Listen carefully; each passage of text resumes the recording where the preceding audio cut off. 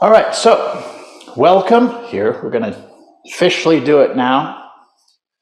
Welcome to this meditation class. Good. So today is going to be, I'm going to be throwing out a lot of information. This is really a beginner's class. So if you have done years of, if you've been in the Himalayas and you've been, sitting with the Dalai Lama and stuff, this might not be for you. This is for someone that maybe has never done meditation before, or who's done it and has just had a hard time with it, which was me for years. I did not like meditation. I'll get into that in a bit. So anyway, what we're going to do is talk, the whys, the what, the wheres, that kind of thing. And then we'll actually get into the practice. For right now, don't worry about how you sit. If you want to lay back, if you want to get on the couch with some popcorn, do whatever you feel comfortable. After, we're going to kind of do some stuff, take a break, and then we're going to get down to business. Okay, so after the break, that's when I'm going to introduce you guys into the posture, and then we're going to talk about the posture. So after the break, then we're going to get all serious. But for right now, we're just having a tongue, what do they call that? A chin wag. And we're just going to talk about some stuff, okay? So, you see, I have my board here to kind of keep me on track because I tend to, go right off. So what we're going to do, first of all, though, before we do anything, is we're going to do a quick warm-up. So we're going to all do 100 jumping jacks, and no, I'm only kidding. So we're just going to do a quick warm-up here, and we're going to just loosen up a little bit, get real loose, okay? So everybody and if you don't feel like doing this, you don't have to do this, but this is just, we want to get kind of loose a little bit so we can get things to flow and get moving, right? So I know that some people are just, your time hours this is like 10 o'clock at night for you, 7, 8, 9, 10, yes. So maybe you don't want to get too flowy because you're going to have a hard time going to sleep. So do whatever you feel you need to. But anyway, let's start out. We're going to shake it out. So this, the technical Taoist term for this is getting the wiggles out. So we are just letting things go here. We're going to shake it out. Shake out the legs. So the Latin term is vigilus interruptus. All right, and then just do a little bit of rotation. So we're always going to start our class with just a little bit of a physical loosening because I don't know where you guys are coming in from. You could be super tensed out and tense or whatever, but it's a good way for us to get on a neutral place. Okay, next thing we're going to do, this is called Wusong Shen Fa. And Wusong Shen Fa, Wu means 5, Shen, Song is releasing the body, Shen is the spirit, and Fa is the energy. So it's 5 different ways of releasing and loosening energy within the body. We're going to only do one today. And here it is. Let me show it to you. Some of you know this already from my classes, but here we go. Okay. So I want you just to imagine, and I hope I don't knock my mic when I'm doing this, but first of all, I notice that I'm shifting weight from left to right, okay?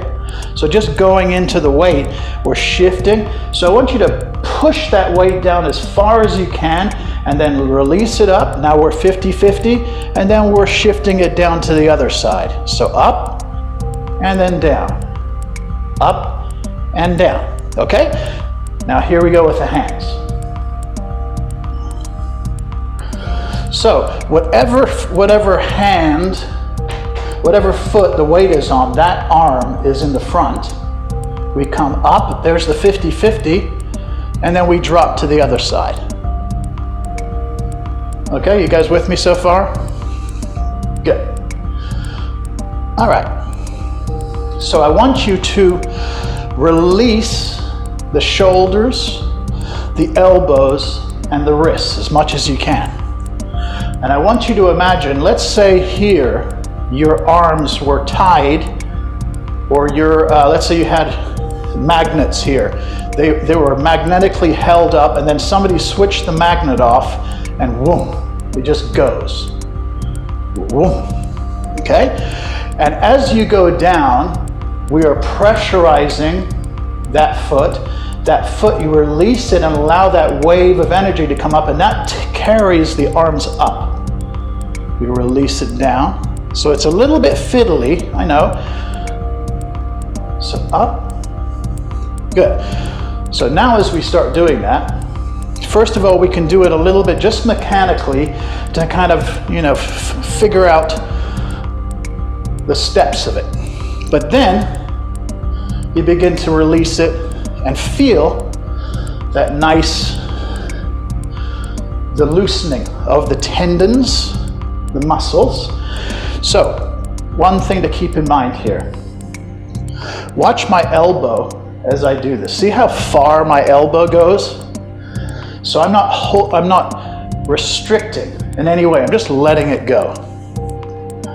And also notice how my hand at the bottom, it's like a little whip. Okay? So from here, it kind of whips down.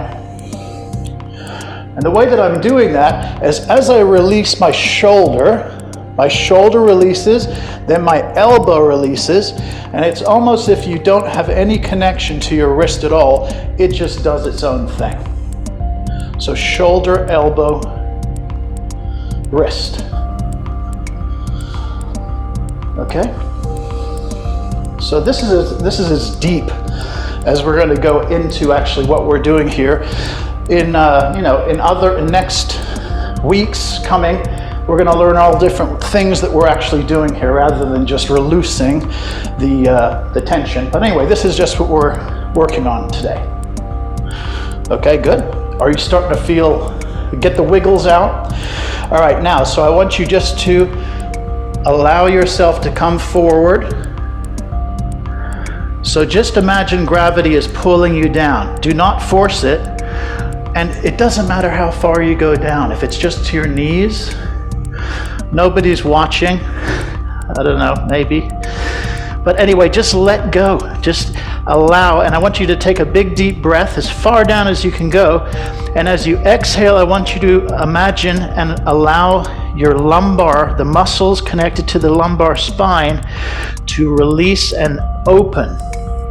So it's almost like your spine is literally falling into your hips, into the bucket of your hips. So inhale and exhale, let it go. Okay, good. And now we're going to slowly rise up. Good. Very good. And shake it out. Good, and now we're done. Okay, all right, so again, just kind of get comfy. You don't have to be in any particular posture. And let's get into the subject a little bit. Okay, so, meditation, I'm sure you've heard all kinds of things about meditation. And again, I'm just kind of presuming that maybe you haven't really tried it before, but I'm sure you've heard about, some different, or you maybe tried it in some way, shape, or form. There's so many different ways of doing meditation. From transcendental meditation to when you're doing yoga, there's a whole kind of meditation practice you can go on. There's such a thing as mindfulness, which is becoming very popular. Mindfulness meditation, which is another way of doing it. There's moving meditation, which is when we are doing Taichi Chuan and Qigong that I teach. This is really we're moving and meditating at the same time, and it's so it's another way to do it. There's what other ones? There's walking meditation. So anyway, these are all different methods of meditation. So what we are going to learn today is something called Taoist meditation. So I'm just going to put it out there. Taoist meditation, let's just say the thing that makes, the important thing to know about Taoist meditation is that it uses, the mind is absorbed into the body. That's kind of like the big deal with that one. Otherwise, with Zen Buddhism, like you're concentrating with the mind is completely, focused on something. With Taoist meditation, the mind completely relaxes, almost like gives up, and it absorbs itself into whatever body part. So that's kind of one of the things. Next week, I'm going to get way deep into what Taoist meditation is. For this week, just know that that's the kind that we're going to be training in. So with that being said, I have my little cup illustration here. I got this wonderful cup. I don't know if you can see it, but isn't that hilarious? So anyway, I got this wonderful cup for my birthday. And so when we come to practice, to teach or to learn, we like to say that the student comes with an empty cup, okay? So when you're coming to this practice, I would appreciate if you came with your empty cup, okay? Because I want to fill your cup with the knowledge that I have. And if you come with a half full cup, I can only half fill your cup, which is very sad. So I want you just to allow, if you have that cup half full, I want you just maybe kind of empty it out and just say, okay, I'm just going to let go of what my conceptions are of it, what it might be, and I'm going to dump that out and just start out completely fresh, okay? After we're done, down the road, you can say, well, that was kind of good, but I like this or whatever. So, just kind of use this as the empty cup, just allow me to fill your cup for you. Why the heck not, right? Okay, so when should we do that? Well, it's really up to you when you want to do it. This is a good time for me to learn it, but it's really up to you how it fits into your day. And we're going to get into actually the practice and all that. For right now, maybe you feel comfortable just, maybe this is good for you just once a week right now. That's cool. But I would love to see you starting to implement this a little bit more in your week. How much? It's up to you. How about 5 minutes a couple times a day? Or how about 10 minutes once a day for twice a week, okay? That's maybe a good place to start. What I'd like to see is just, rather than doing, my strategy was always like, oh, I really love that, I'm going to do 8 hours of it, and then I'm completely burned out, and I say, I don't want to do that anymore. So I'm speaking to myself as well as you guys. If you want to practice outside of this, start with just little increments, okay? And then just start to gradually build on that. So when is really up to you, and just fit it into your life where it makes sense. Obviously, if you have school, you have work, and you're coming home for work and you're absolutely beat, then that's not a good time to be doing meditation. So what would make most sense for you? So that's when. Where should you do it? Well, we want to do it. This is all pretty simple. Where do we want to do it? We want to do it someplace that we're not going to be disturbed. So if you have a quiet little spot where you can find to do your meditation practice, that's the spot you want to do it in. I have a bedroom that I use specifically for meditation and for teaching, so I'm lucky that way. But maybe, you're having a hard time finding a place. Go in your car, find it, drive into some place, a nice parking place, and then you can sit and do it there. I mean, that's fine. Whatever, wherever it is that makes sense for you.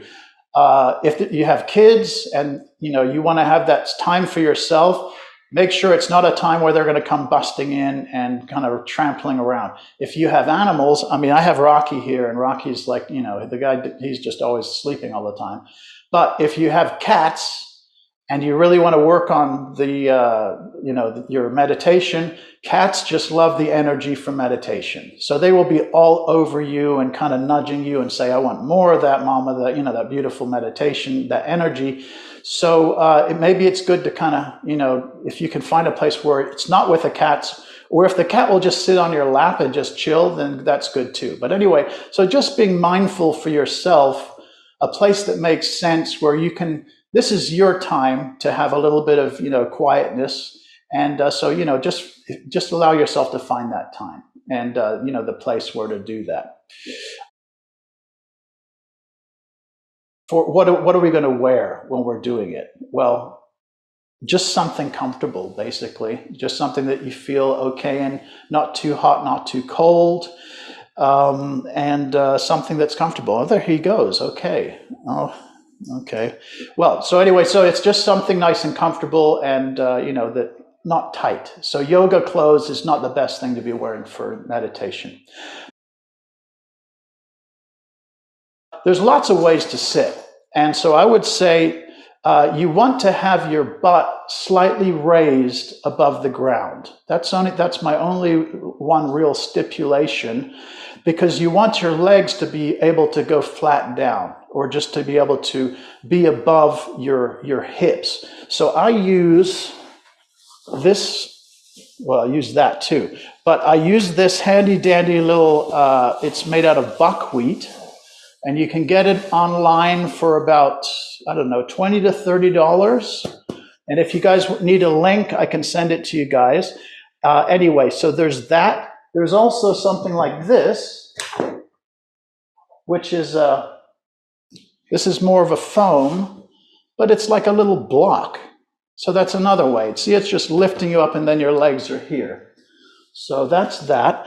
And then there's this thing right here, which is a meditation mat. So it's just like a nice, comfortable, padded mat that we set down, and then you use underneath you, so you don't get sore knees or ankles, because your ankles are down on the ground, and this helps to kind of cushion everything. So those are some ways to do it. There's also like this little thing. It looks like kind of like a church pew. It's like a little wooden plank thing. Your legs fit under there, and you can sit on that. That's another way to do it.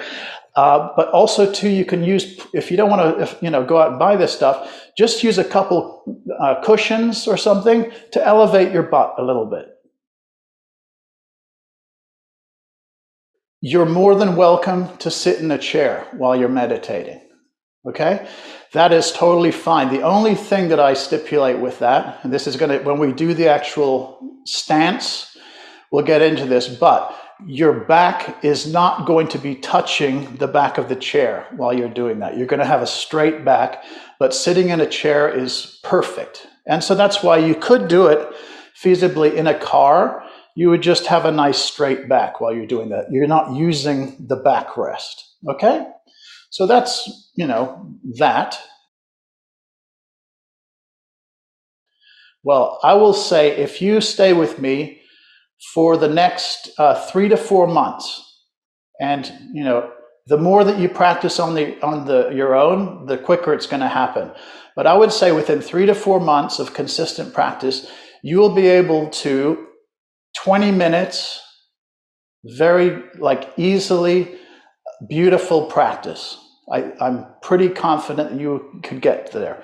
After maybe 8 to 9 months, I would say maybe an hour of practice that you could sit, go into meditation, and go for it for 1 hour, and be, it wouldn't be a total battle going on. So that's kind of the range we're looking at. But again, it just depends on your own motivation and how much extra practice you want to do. You could get this done a lot quicker. And also, too, it depends on your personality and a lot of other stuff. But anyway, so that's kind of one of the things to look at. Right before we're going to take our little break, I just want to say one other thing. With Taoism and the meditation I'm going to teach you, I really am a very systematic person.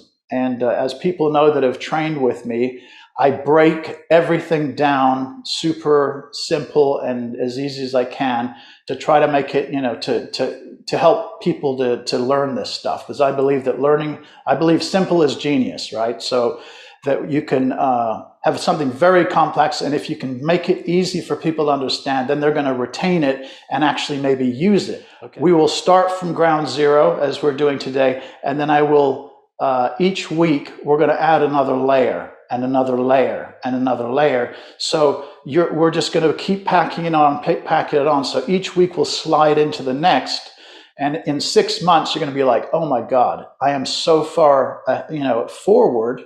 And this is just after putting layer upon layer on. Okay. So let's go ahead and let's take about a 3 to 4 minute break. And then we're going to get into the business of how to sit when we meditate. All right.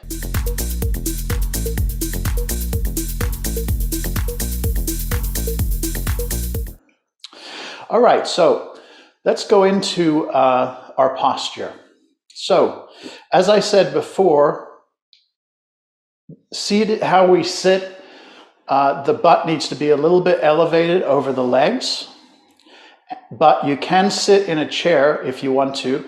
The only two stipulations about sitting in a chair is I don't want your back to touch the chair unless you have to. Okay, there's people that have situations where they need to lay back. That's quite all right. I have people in wheelchairs that are meditating, and so you work to where your capabilities. So obviously, if you need to rest back, then rest back. That's fine.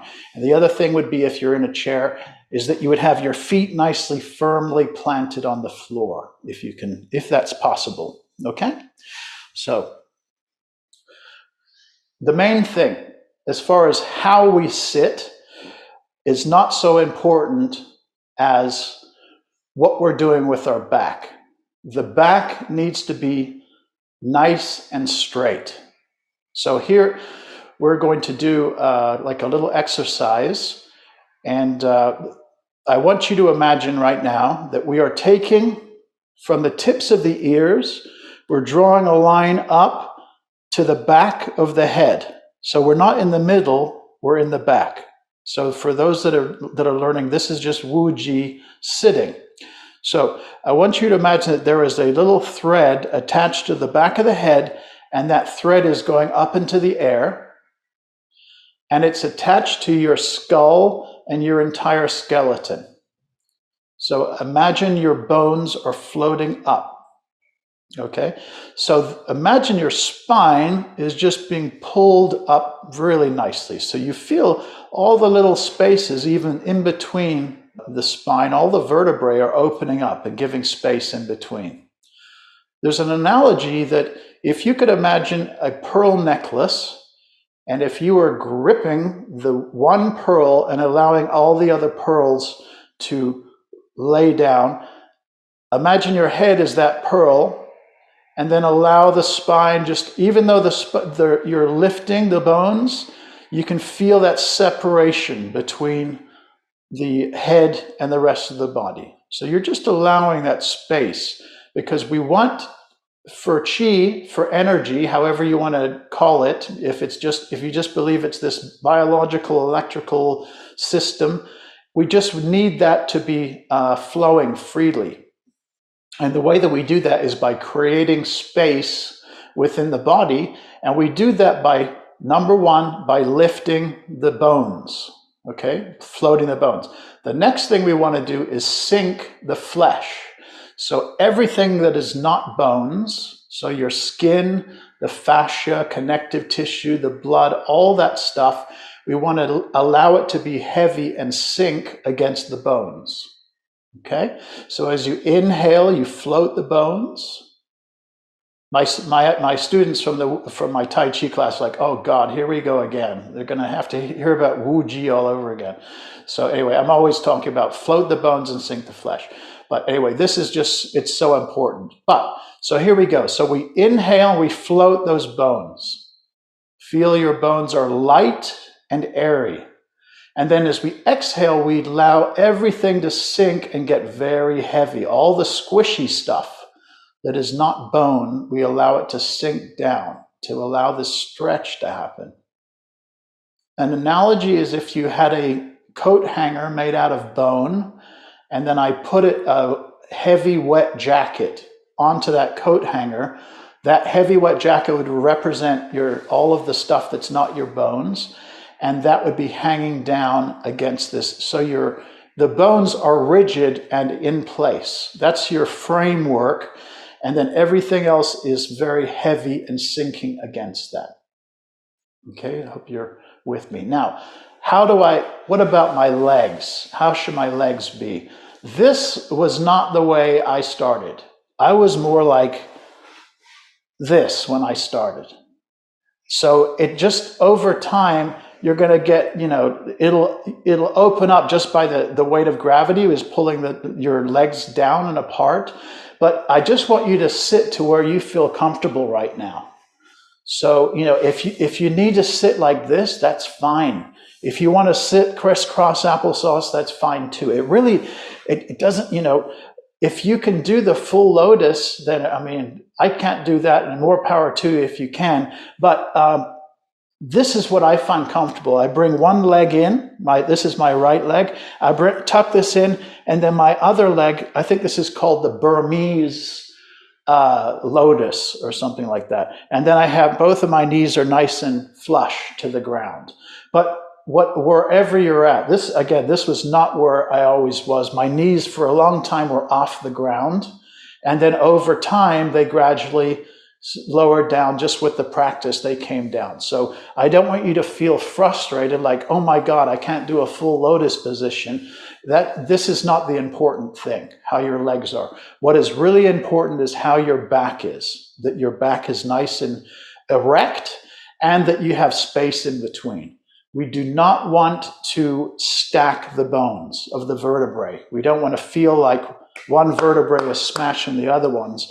By this process of sung, which is releasing and floating the bones and sinking the flesh, we are creating space in between to allow this to happen. Okay? So everybody kind of allow yourself to get in that position. And I want you to take three big, deep belly breaths. So inhale, fill the tummy. So imagine you have a big ball in there. You expand, fill it up. And then just let it go. So feel it sinking down. And don't be collapsing with the bones as you do this, because you're going to end up as a big squishy, blob on the floor. We want to keep nice and up. Okay, another one. Inhale and exhale. And then one more.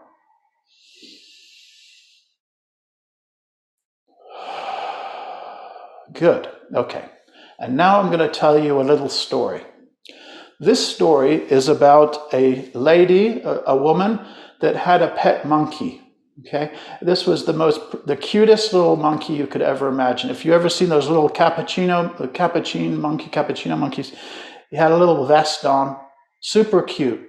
And this monkey was the smartest guy. He would run around and they would just have endless fun together. This monkey, she would be sitting, working, doing her daily routine. The monkey would run out and he would find something cool, and then he'd bring it back and he'd kind of show it to her. And she's like, oh, oh my gosh, what's this, honey? And they'd look at it, they'd both be checking it out, and then they would get bored of it. And then the monkey would shoot off again, bring something. So it was this constant play, and just, they had this wonderful time together. One day, the lady decided she was reading about the benefits of meditation. So she thought, ooh, that sounds like a good thing. And she starts to meditate. So the monkey at first found it very entertaining that she was sitting and not doing anything for a while, but that wore out in about 5 seconds. So the monkey is like, okay, what is going on? So the monkey ran out and, brought something back and was kind of pushing it at her. And then she was saying, no, not now, honey. Let's just do this later. So he's pushing, and so she's trying to fend off the monkey. Then the monkey, after becoming frustrated with not being able to do that, then he is thinking, okay, so what I could do is he had this little feather, and he would bring the feather and he would start to tickle her ears, the tips of her nose. She has, she had the tip of her nose, so he would start tickling her, and so she would start scratching and kind of like, would you cut that out? And so eventually she just stopped doing it. And then he said, okay, that's not working anymore. Now what can I do? I know what I'll do. So he had she was a knitter, and he had a knitting needle, and he would start to jab her with the knitting needle. And he would start poking her in the back, poking her in the sides, in the chest, in the tummy. And of course, that wasn't very comfortable at all. So the woman is like, my God, what am I going to do? I love my monkey. I can't lock it away in another room because it goes completely insane. So I have to have him here, but how can I, avoid this? So she was reading in the book, and it was talking about feeding the monkey. So she suddenly thought, I know what I need to do. I need to feed the monkey to give it something to do while I'm meditating. So she had a whole box of goodies. She had a whole box of bananas and other things. And when she started her practice, she would give the monkey a banana. The monkey would sit down and it would like look at the banana, figure it out. And so of course, so this is what happened, is she would use the banana as a way to distract the monkey. The monkey would eat and have a lovely time. And then when the monkey started getting bored, then she would give it something else. So with that being said, obviously this is an allusion to our subject. So the mind, our minds are like that monkey. Our minds are it's wonderful. It's our friend. It does what it's trained to do, right? The mind is always out finding stuff for us. It's always looking for entertainment, for novelty. And so that's what it does. But when we start to meditate, all of a sudden the mind will become very upset about that. It'll say, wait a minute, you're shutting this down. You're shutting the senses down. Whatever happened to the games that we like to play? So this is going to be our first hurdle that we have to overcome, is the mind. The mind plays tricks. One is with just thoughts coming and going. That's going to be one. The next one is going to be with the phantom itch, in the nose, on the ears. You're going to start feeling like you've never felt so itchy in your whole life. And like, God, why didn't I, what is going on? Then when that's done, and you might, if you're sitting in that position right now, you might already be experiencing that. And that's okay. If you're still sitting there, you need to just wiggle a bit, you can go ahead and do that. But the next thing is going to be, you're going to start feeling aches and pains in the body all over. And that's going to be a very big discomfort too.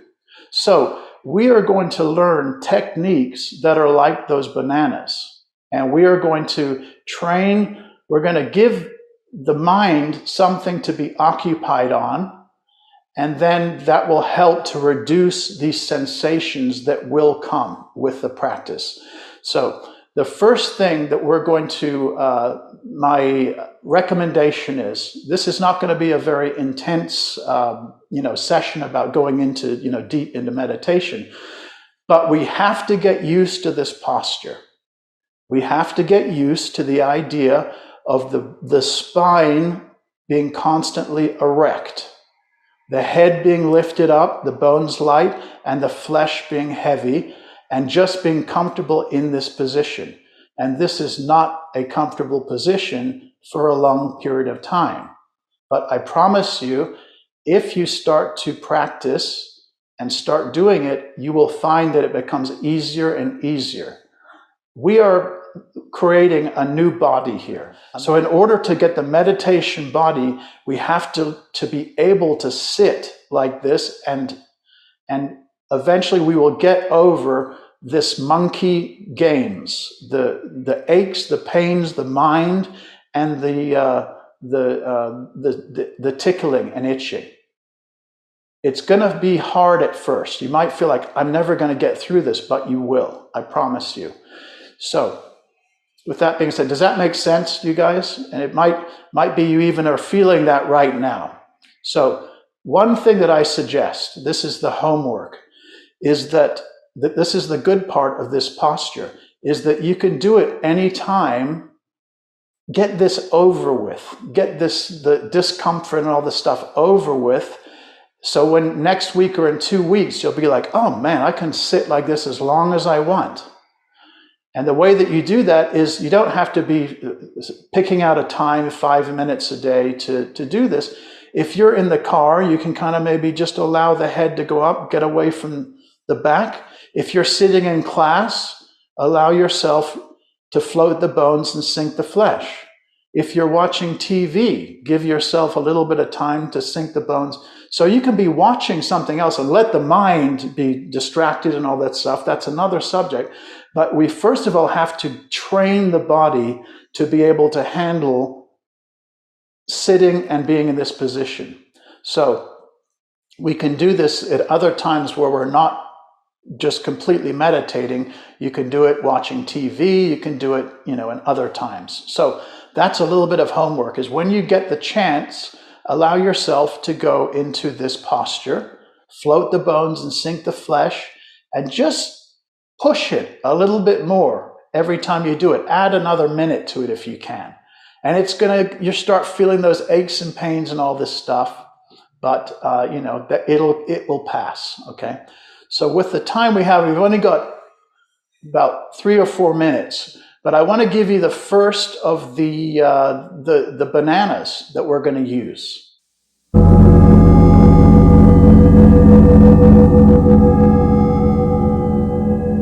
Okay, so here we go. We're going to take 3 big deep breaths. So float the bones and sink the flesh.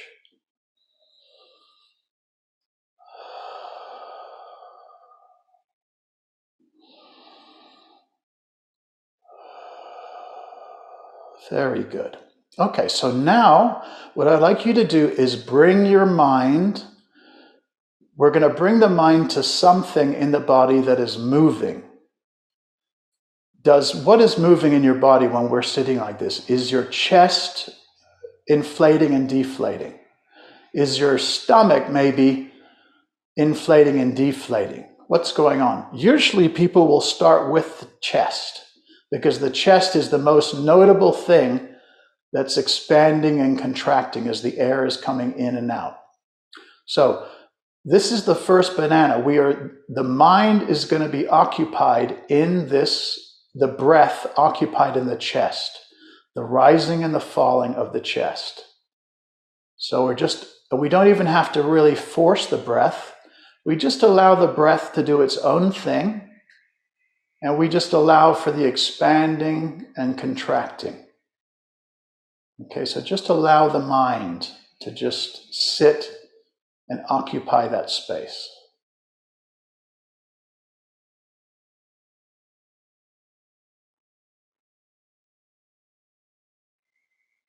Now, there might be times where your mind is taken and you start thinking, okay, that's so interesting on the chest.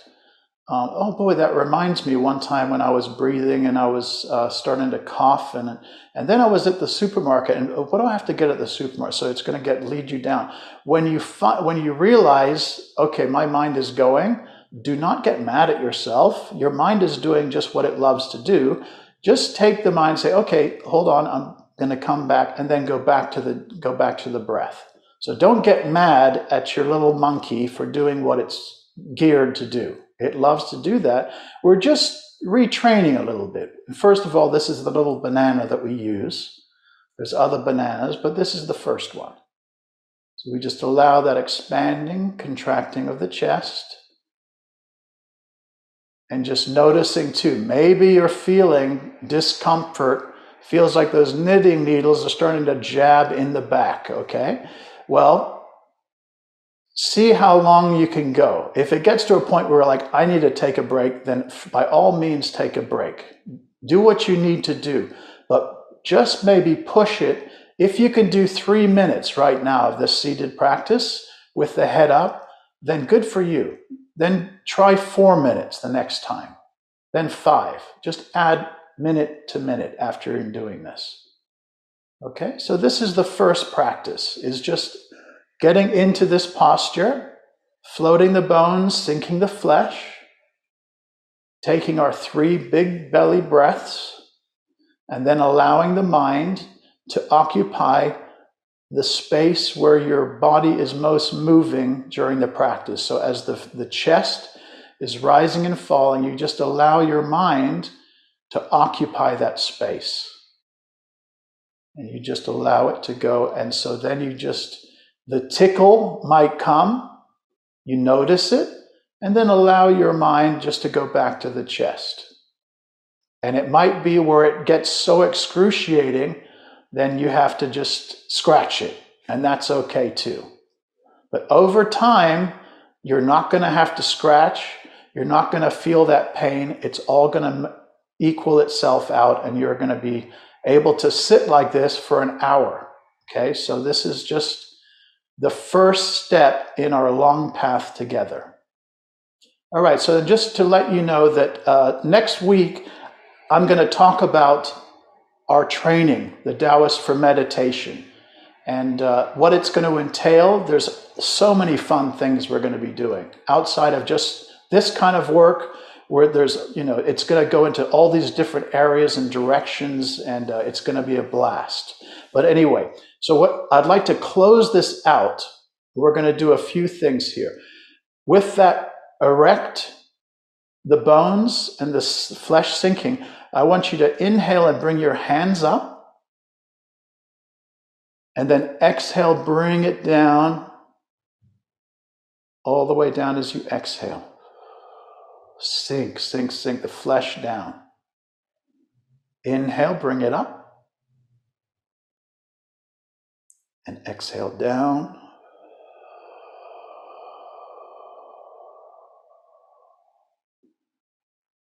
One more.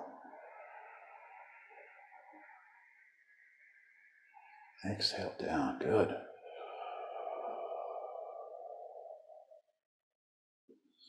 All right, and let's go ahead and rub our hands together. Shake it out. And then we can just turn a little bit to the left or the right. Turn to the left, stretch that out. Roll the head. Okay, guys, well, thank you so much for coming. It was a pleasure to see you, and we'll see you next week. So remember, right hand, fist, left hand is covered, and we bow. All right?